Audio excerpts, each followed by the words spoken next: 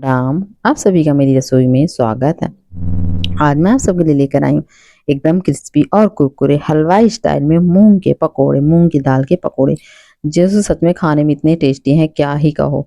और साथ में ही मैं लेके आई हूँ गाजर का हलवा भी। दोनों ही चीजें आज मैं आपको एक साथ लेकर आई हूँ। यहाँ पे क्या किया है, दाल को मैंने क्या किया था, सुबह आधा एक घंटा पहले भिगो दिया था, थोड़ा सा कुनकुने पानी में भिगो दिया था क्योंकि टाइम नहीं था, इसलिए मैंने इसे थोड़े कुनकुने पानी में भिगो करके रख दिया था।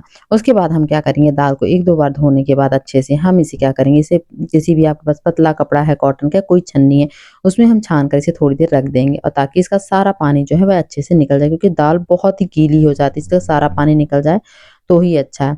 जब तक इसका पानी निकले तब तक हम एक मसाला तैयार कर देंगे। यहाँ पे डाल देंगे हम सूखा हरा धनिया, यहाँ पे डाल दिए 2 चम्मच, क्योंकि चम्मच थोड़ा-सा छोटा है। उसके बाद हम डाल देंगे यहाँ पे 1 चम्मच यहाँ पे डाल दिया है जीरा, और आधा चम्मच डाल दिया यहाँ पे अजवाइन, जो कि डाइजेशन सिस्टम बहुत अच्छा होता है, और 1 चम्मच ही यहाँ पे डाल दिया है सौंफ। इन दोनों मसालों को हमें 10 सेकंड के लिए सिर्फ थोड़ा-सा हमें इन्हें गरम कर लेना है। जब थोड़ी-सी ये गरम हो जाएँगे तो हम इसमें डाल देंगे सूखी लाल मिर्च। आपको अगर तीखा ज़्यादा पसंद है तो आप लाल मिर्च की मात्रा बढ़ा सकते हैं, कम है तो आप मिर्ची की मात्रा कम कर दिए। इन सारे मसालों को भूनने के बाद मसाले थोड़े से ही ठंडे हो जाएँगे तो हम इन्हें क्या करेंगे, मिक्सर के जार में डाल देंगे। हमें इस बात का ध्यान रखना है कि हमें मसाला जो है एकदम बारीक से निकालना है, हमें इसे सिर्फ थोड़ा-सा दुरदुरा ही रखने रहना है। दुरदुरा से क्या होगा, मसाले का टेस्ट भी बहुत अच्छा आता है और हमारी जिस भी हम चीज़ में रेसिपी पेस्ट डालेंगे उसका टेस्ट भी दुगुना हो जाता है। उसके बाद हम ये पिसे हुए जो मसाले हैं, इन्हें हम क्या करेंगे, एक कटोरी में निकाल करके रख लेंगे। जो हमने ये मसाला पीसा, सारे मसाले को हम एक कटोरी में निकाल करके रख लेंगे। उसके बाद इस मिक्सर के जार को हम क्या करेंगे, मिक्सर का जार में कुछ भी नहीं करना है, इसे हमें धोना-वोना नहीं है। इसी मिक्सर के जार में हम क्या करेंगे, जो हमने दाल को अच्छे से छान करके रखा था, इसी दाल को हम क्या करेंगे, इसी मिक्सर के जार में ही हम डाल देंगे। अगर हो सके यहाँ पे 2-3 मैंने डाल दिए हैं अदरक के टुकड़े और हरी मिर्च, क्योंकि लाल मिर्च उसमें भी डली, हरी मिर्च एक ही डाली है। और हमें इसमें पानी बिल्कुल भी नहीं डालना, इस बात का ध्यान रखना है। इसमें 1 आध 2 दाने रह जाएँगे, 1 आध 2 दाल रह जाए कोई बात नहीं, लेकिन हमें इसे एकदम जितना बारीक हो मतलब जितना पिस गया है, दूर-दरा पिसेगा तभी भी अच्छा लगेगा, बारीक हो जाएगा तभी भी चलेगा।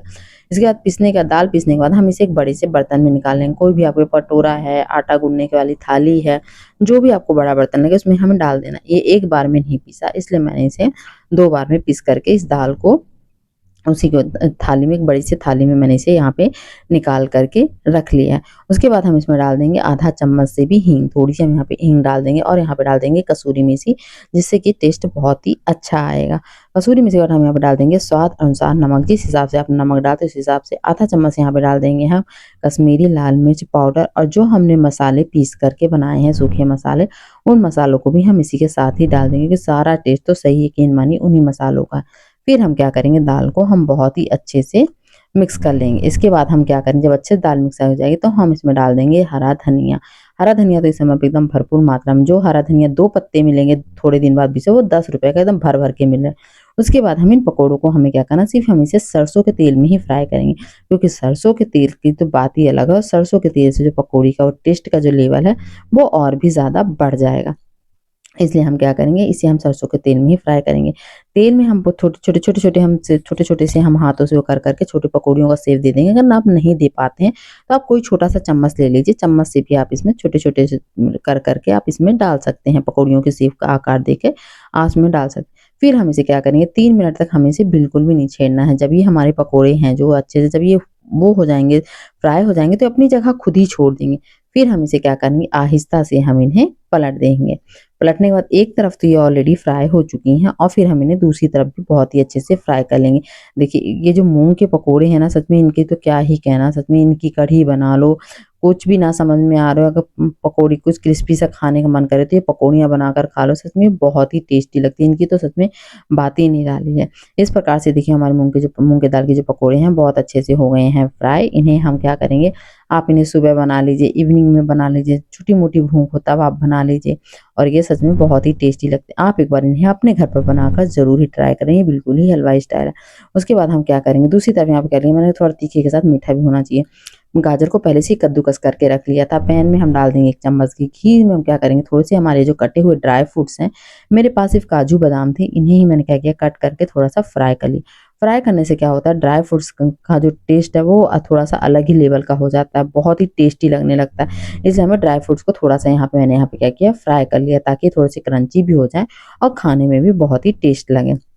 उसके बाद हम क्या करेंगे, इसी में हमने जो कद्दूकस करके गाजर रखी थी, उस कद्दूकस करी हुई गाजर को भी हम इसी पैन में हम डाल देंगे। गाजर को हमने पहले से ही धो करके कद्दूकस करके रख लिया था। धीरे-धीरे हम इस पैन में डाल देंगे, क्योंकि गाजर जैसे-जैसे पकती जाएगी और धीरे वैसे-वैसे सॉफ्ट होती चली जाएगी।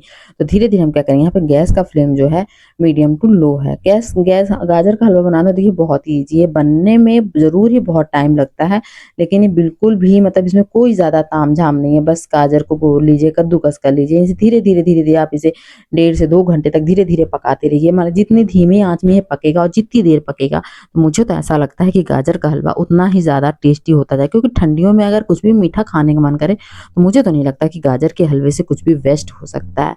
और ये गाजर का हलवा शायद ही ऐसा कोई घर होगा जहाँ नहीं बनता, ये घर-घर बनता है। इधर पे देखिए पकते-पकते जो गाजर जो है बहुत ही ज़्यादा हो गई है सॉफ्ट। उसके बाद यहाँ पे मैंने डाल दिया है 1 से 1.5 किलो के आसपास यहाँ पे डाल दिया है मिल्क।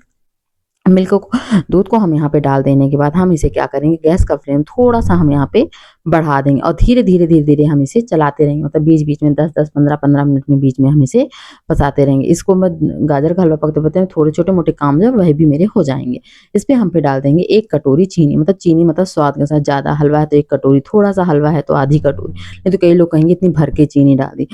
और फिर हम उसके ऊपर डाल देंगे हमारे फ्राई किए हुए ड्राई फ्रूट्स। इसमें आप किशमिश भी डाल सकते हैं और थोड़ा-सा आप यहाँ पे डाल सकते हैं इलायची का पाउडर, जिससे कि हमारा गाजर के हलवे का जो टेस्ट है वो और भी ज़्यादा बढ़कर आएगा। तो आप इस मूँग की दाल की पकौड़े के साथ इस गाजर के हलवे को भी ज़रूर ही अपने घर पर बनाकर एन्जॉय करें। आपको मेरी वीडियो कैसी लगती है प्लीज़ आप मुझे कमेंट्स बॉक्स पे लिख कर ज़रूर ही बताएँ। अगर आपको मेरी थोड़ी-सी भी वीडियो अच्छी लगती है, मुझे कमेंट्स बॉक्स में लिख कर ज़रूर बताएँ। अगर आप मेरे चैनल पे पहली बार आए हैं तो प्लीज़ मेरे वीडियो को लाइक, चैनल को सब्सक्राइब और कमेंट्स करना बिल्कुल भी ना भूलें। Bye bye.